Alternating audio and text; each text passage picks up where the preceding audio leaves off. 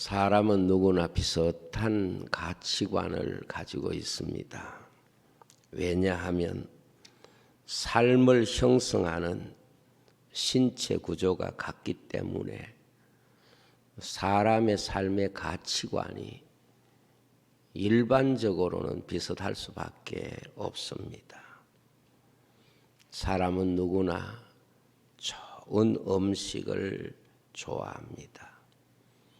동일한 입을 가지고 사는 존재이기 때문에 사람은 기왕 먹고 싶은 음식을 먹으려고 하는 기본적인 욕구가 있습니다. 사람은 좋은 옷을 입고 싶어 합니다. 누구나 보는 눈이 있기 때문에 그렇습니다. 사람은 좋은 집에 사는 것을 좋아합니다. 사람의 몸은 좋은 집을 통해서 훨씬 더 만족감을 크게 느끼기 때문에 그렇습니다. 사람은 새로운 여행지에서 친구들과 여행하는 것을 벅 좋아합니다. 그것은 사람은 새로운 것들을 만나고 싶어 하고 또 외로운 것이 힘들기 때문에 여행에 대한 문화를 가진 특별한 존재가 됐습니다. 그러므로 사람들이 좋아하는 것을 조합을 해보면 기본적으로 좋아하는 것들이 비슷합니다. 그래서 내가 좋아하는 것이면 다른 사람도 좋아할 확률이 높고 많은 사람이 좋아하는 것이면 나도 좋아할 수 있는 것들이 많습니다. 그래서 사람들은 좋아하는 것이 비슷하고 좋아하는 것들을 바라보고 얻으려고 하는 사람들이 많기 때문에 그것을 위하여 서로 먼저 차지하기 위해서 평생을 수고하고 평생을 노력하는 것입니다. 왜냐하면 좋아하는 것이 한정이 되어 있고 그것을 좋아하는 사람이 많기 때문에 사람들의 삶은 치열한 경쟁이 되고 더 말하면 전쟁처럼 일생을 내가 좋아하는 것을 먼저 가지기 위해서 내가 좋아하는 것을 빼앗기 위해서 내가 좋아하는 것을 더 많이 가지기 위해서 그렇게 노력을 하는 것입니다. 좋아하는 것이 많은 사람들이 가지고 있는 것일수록 저절로 내게 돌아올 확률은 많지 않기 때문에 그렇습니다. 그래서 사람은 좋아하는 것에 대해서 내가 필요한 만큼만 가지는 것이 아니라 좋아하는 욕심만큼 소유하고자 하기 때문에 그 소유에 대한 욕구가 끝이 없게 되는 것입니다. 그러나 우리는 우리의 몸도 하나이듯이 시간과 공간과 모든 부분에 있어서 내가 좋아하는 모든 것을 다 가질 수 없기 때문에 그 중에서 내가 정말 포기할 수 없을 만큼 좋아하는 것을 얻기 위해서 그보다 내가 덜 좋아하는 것을 포기를 해야만 하는 이런 상황 앞에 우리는 항상 놓이게 됩니다. 많은 것을 좋아할지라도 내가 가지고 있는 삶의 한계 때문에 그 좋아하는 것을 다 가질 수 없는 이유로 우리는 좋아하는 것을 선택하기 위해서 내가 다른 부분을 포기하고 양보해야 되는 것이 우리의 삶에 엄청나게 많이 반복되는 삶의 구도라고 말할 수가 있습니다. 어떤 사람은 자신이 좋아하는 것을 얻기 위해서 자신이 조금은 덜 좋아하지만은 아쉽게 내려놓아야 하는 것들이 참으로 많이 있습니다. 예를 들면은 여자분이 아기를 낳아서 키우면 그 아기를 낳아서 키울 때 사랑하지만은 그 시간과 과정 속에는 내가 좋아했던 많은 부분들을 포기하거나 내려놓거나 미루지 않으면 할 수 없는 것들이 있습니다. 그러나 워낙 내가 좋아하는 것들이 강하기 때문에 자녀를 낳아서 키울 때 내가 워낙 그 자녀를 좋아하는 마음이 크기 때문에 그것 때문에 내려놓는 많은 부분들이 충분히 내가 포기할 수 있고 감내하게 되는 요소가 되는 것입니다. 이러한 것을 우리는 가치관의 순서다 이렇게 말할 수 있습니다. 연예인들은 인기가 너무도 좋은 자기 인생의 보배처럼 느껴지기 때문에 그 인기를 지키기 위해서 결혼도 하지 않고 사는 사람들이 참 많이 있습니다. 우리가 생각할 때 그렇게 많이 돈을 벌고 그렇게 많은 사람들이 사랑하고 부러워하는데 가정을 가지면 참 좋을 텐데 그런데 그들은 인기가 너무 그들의 어떤 마음에 귀하고 좋은 것이라고 인식하고 있기 때문에 그거 잃을까 봐 싶어서 심지어 가정을 가지는 것조차도 미루거나 그리고 나중으로 생각하다가 결국 그 기회를 잃어버리는 사람들이 많이 있을 것입니다.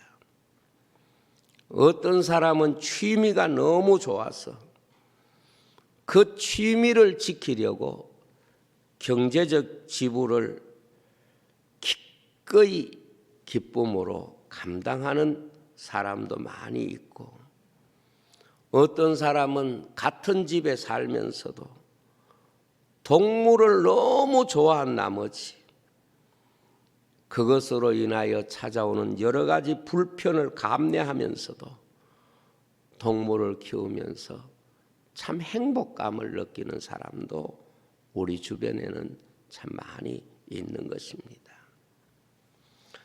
가치관이 강한 사람일수록 그 가치를 따라 살기 위해서는 포기해야 하는 것들도 많이 있을 수밖에 없습니다.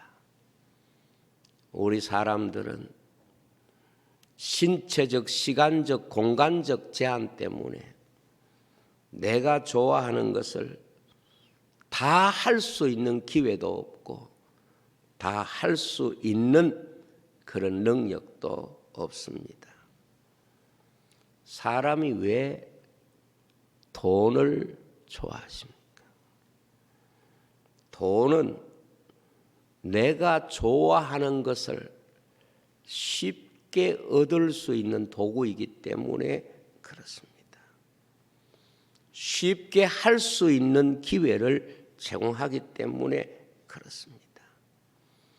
그래서 사람들은 돈만 많으면 내가 좋아할 수 있는 일들을 얼마든지 할 것이라고 생각하면서 한평생 열심히 돈을 모읍니다. 그런데 내가 좋아하는 것을 하기 위해서 돈을 벌다가 오히려 돈을 더 좋아하게 되는 경우가 아주 많습니다. 그래서 내가 좋아하는 것을 얻기 위해서 처음에는 돈을 벌다가 나중에는 돈 그 자체를 더 좋아하다 보니까 돈을 좋아하는 마음 때문에 내가 좋아하는 것들을 포기해버리는 이런 일들도 얼마든지 우리 사회 속에 많이 일어나게 되는 것이지요. 스크루지 이야기를 여러분 아시지요? 이 사람은 어릴 때에 가난한 집에서 자라납니다. 돈만 많이 벌면 내가 좋아하는 것을 다 얻을 수 있다고 생각을 했어요. 그래서 돈만 많이 벌면 아름다운 여자도 얻을 수 있고, 돈만 많이 벌면 좋은 집도 얻을 수 있고, 돈만 많이 벌면 명예도 얻을 수 있다고 생각을 합니다. 그러나 돈을 벌면서 돈을 더 좋아해 버리게 됩니다. 그래서 돈 때문에 사랑하던 사람과도 헤어지게 되고, 돈 때문에 사랑하는 가족과도 원수가 되고, 돈 때문에 친구와도 멀어지게 되고, 돈 때문에 그가 해야 할 삶의 의미들을 다 내려놔 버린 것입니다.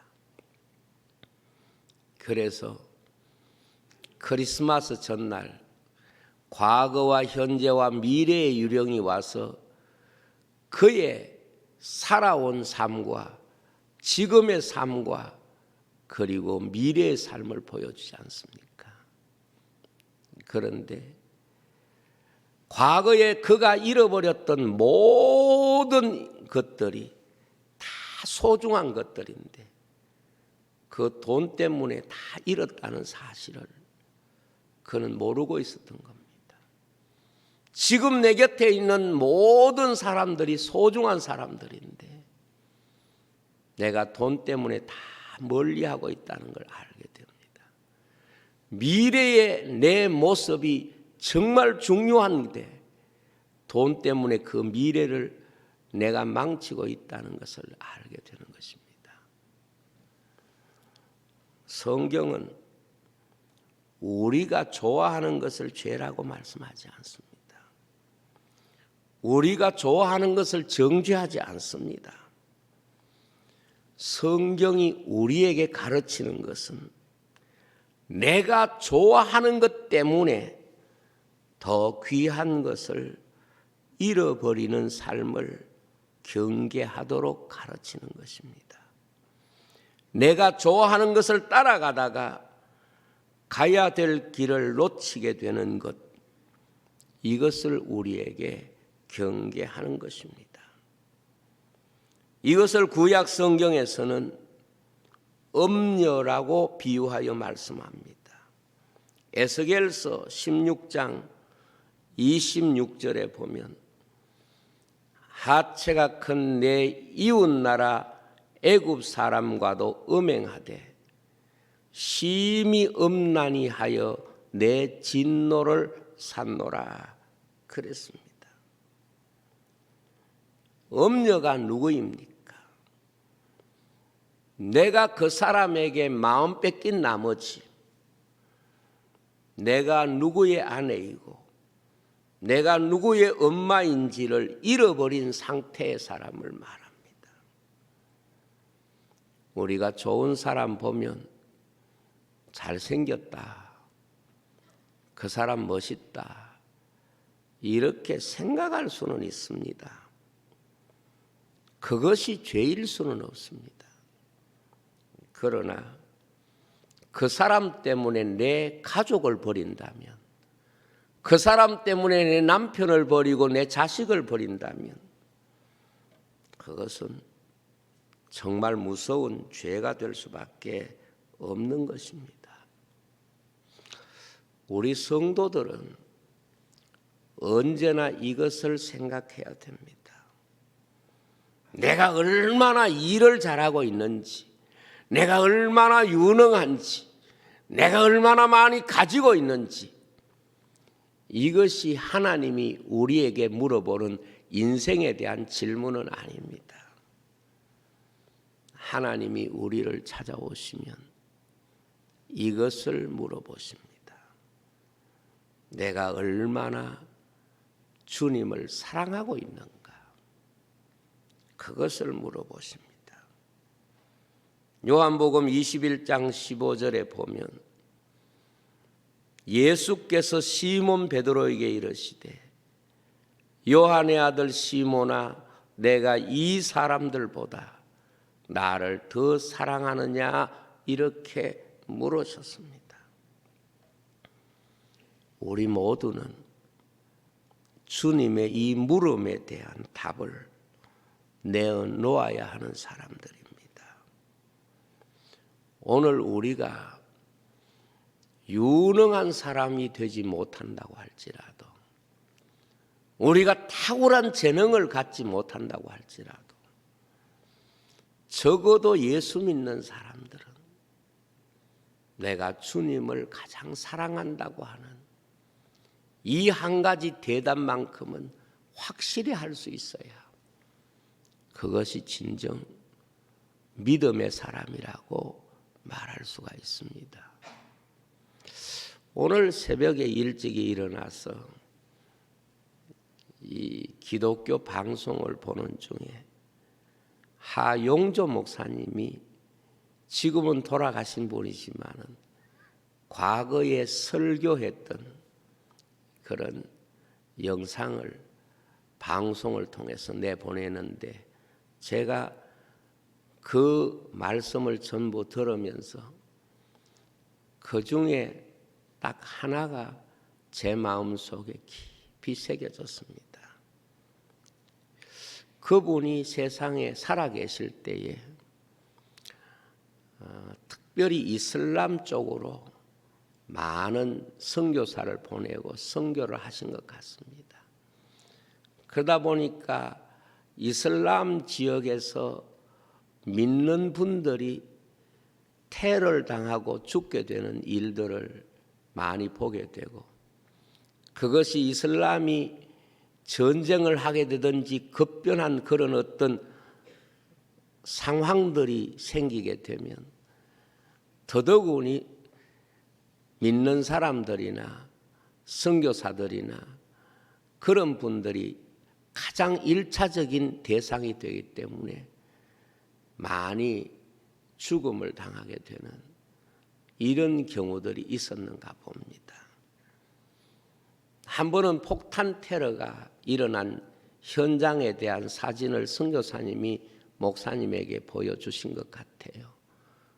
그런데 사람들이 얼마나 처참하게 이 폭탄에 의해서 갈기갈기 찢어졌는지, 이 폭탄 테러가 일어난 현장은 마치 사람이 아니라 고깃점들이 흩어져서 편만이 있는 것처럼 그렇게 보인 적도 있다고 그래요. 그런데 그런 속에서 예수 믿는 사람들이 가장 큰 고통이 뭐냐? 예배드리지 못하는 고통이라는 거죠. 전 세계적으로 고난받는 성도들이 마음에 느끼는 가장 공통적 고통이 뭐냐? 예배를 못 드리게 하는 것, 이것입니다. 왜 그렇습니까? 내가 가장 사랑하는 사람에 대한 방해를 받는 것, 내가 가장 사랑하는 사람에게 할 수 있는 사랑의 마음을 방해받는 것이 누구에게나 가장 고통스럽기 때문에 그렇다는 겁니다. 여러분, 새끼를 키우는 어미에게 가장 큰 고통이 뭡니까? 새끼를 떼놓는 겁니다. 어떻게 보면은 그것은 마음만 바꾸면 아무런 고통이 되지 않을 수 있는데 사랑하기 때문에 고통이 되는 거지요. 오늘 우리 성도에게 있어서 예배를 드리지 못하게 하는 것이 왜 가장 큰 고통인가 하면 우리가 주님을 사랑하는 방식이 예배에 있고 우리가 우리의 사랑을 주님 앞에 표현하는 시간이 예배 시간이기 때문에 예배를 방해하는 것이 예수 믿는 사람에게는 가장 큰 아픔이고 고통이 된다. 그런 이야기입니다. 성경은 우리가 무엇을 사랑하지 말라 이렇게 가르치는 것보다는 하나님보다 더 사랑하지 말라 그것을 가르침으로 주고 계십니다. 왜냐하면 사랑이라고 하는 것은 두 번째 자리에 두면 이미 그 사랑이 참 사랑이 될 수가 없기 때문에 그렇습니다. 십계명도 보면 첫 번째 계명이 뭔가 하면 내 앞에 다른 신을 두지 말라고 말씀을 했습니다. 두 번째 두게 되면 그 첫 번째가 이미 그 인생의 우상이 된 상태를 의미하는 것입니다. 주님께서도 마태복음 10장 37절에 보면 아버지나 어머니를 나보다 더 사랑하는 자는 내게 합당하지 아니하고 아들이나 딸을 나보다 더 사랑하는 자도 내게 합당하지 않다. 그렇게 말씀을 하셨습니다. 성경을 보면 성공한 사람들의 특징은 바로 이 순서를 세운 사람들이고 이것을 우리에게 보여주는 인물이 성경의 다니엘이라든지 욥이라든지 에스더라든지 요셉이라든지 바로 그것을 하나님이 그들의 믿음으로 받으셨다는 것을 알 수가 있습니다. 성경에 실패한 사람들이 하나님을 안 믿는 사람들입니까? 하나님 모르는 사람입니까? 아닙니다. 성경에 실패한 대부분은 이 순서를 바꿔버린 사람입니다. 이 순서를 바로 세우지 못한 사람들입니다.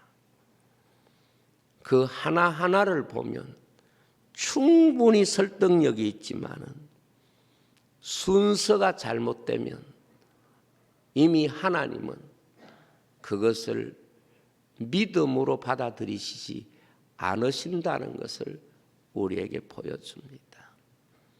그래서 사울이 하나님 앞에 제사를 드리려고 준비해 두었습니다 말하지만 하나님께서는 그 사울이 욕심을 가지고 자신의 욕심이 이 제물보다 우선되어 있다는 걸 아시기 때문에 그가 가지고 있는 마음을 전혀 받지 않으셨다는 것을 알 수 있습니다. 신앙생활이 무엇입니까? 이 순서의 전쟁입니다. 신앙생활은 하나님이 주신 하나님이 정해놓으신 순서를 지키는 영적인 전쟁과 같은 것입니다. 전 세계적으로 기독교가 무너지고 이슬람이 확장되는 이유가 어디 있다고 생각합니까? 기독교가 무너지는 것은 우리 예수 믿기 싫다 이렇게 해서 무너지는 게 아니라 주님보다 세상을 더 좋아하는 요소가 만들어져 버리면 교회는 이미 교회의 얼굴을 잃어버린 것입니다. 근데 이슬람을 여러분 한번 가만히 보세요. 이게 진리가 아닌데도 불구하고 그 사람들에게는 그들의 종교가 언제나 첫째입니다. 언제나 질서상 우선합니다. 그래서 비행기를 타는 공항에서도 그들은 그 시간이 되면 메카를 향하여 기도하고요. 심지어 길바닥에서도 자리를 깔아놓고 그 시간이 되면 메카를 향하여 절을 합니다. 순서가 그 삶을 지배하는 가장 중요한 가르침을 우리에게 보여주는 것이죠. 사람은 한꺼번에 모든 걸 다 가질 수는 없습니다.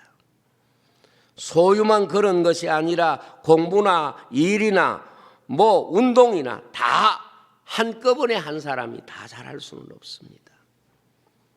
결국 한 사람이 그 하나를 잘하기 위해서는 다른 것을 뒤로 미루어 두거나 그 하나를 위하여 포기하지 않으면 안 되는 것입니다. 신앙생활이 행복한 사람은 다른 이유가 없습니다. 하나님이 자기 인생에게서 첫 번째 순서가 된 사람이 신앙생활이 행복할 수밖에 없습니다. 하나님이 내게 가장 소중한 분이면 신앙생활보다 더 소중할 수는 없고 더 행복할 수는 없는 것입니다. 내가 가장 소중히 여기는 분을 위해서 산다는 그 자체가 바로 행복이 되기 때문에 그렇습니다.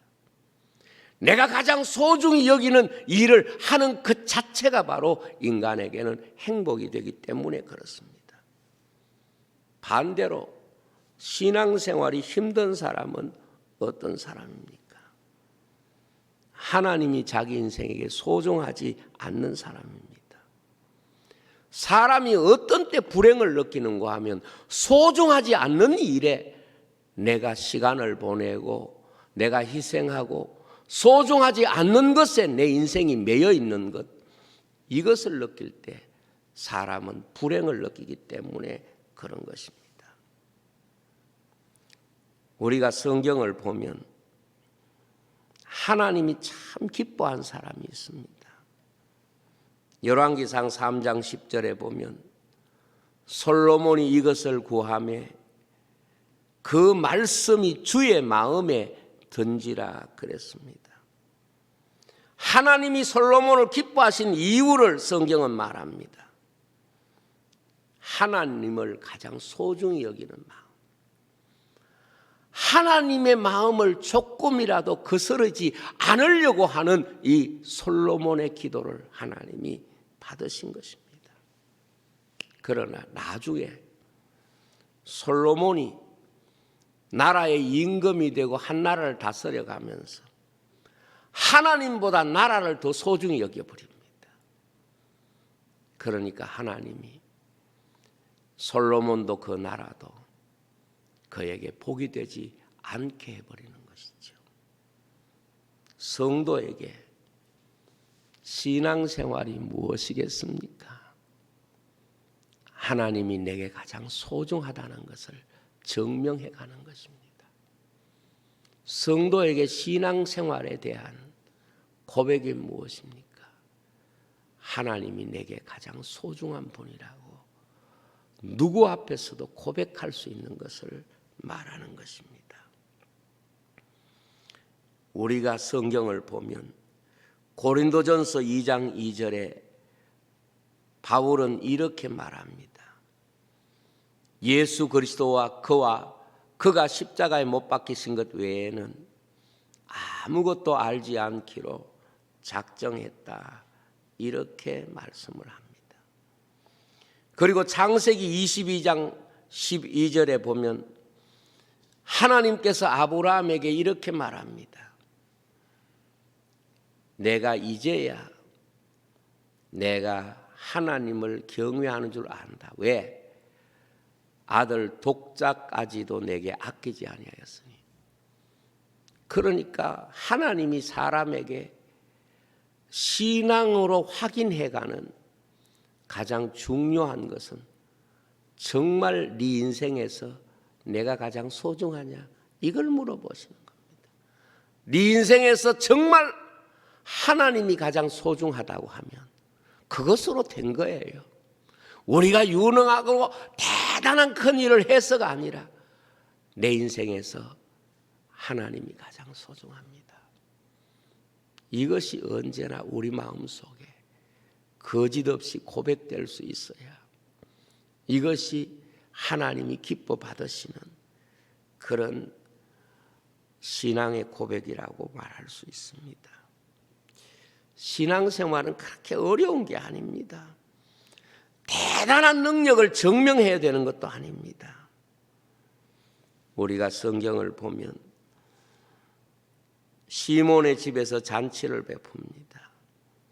한 여자가 예수님께 와서 발에 향유를 붓고 자기의 머리털로 그 발을 씻습니다. 사람들이 수근거립니다. 사람들의 수근거림은 뭐냐? 그 향유가 가지고 있는 돈의 소중함을 알기 때문에 그렇습니다. 그러나 이 여자는 돈이 소중하기는 하겠지만 내게는 돈보다는 주님이 더 소중합니다. 그걸 보여드린 거예요. 내게는 어떤 것보다 주님이 소중한 분입니다. 이것을 고백한 거예요.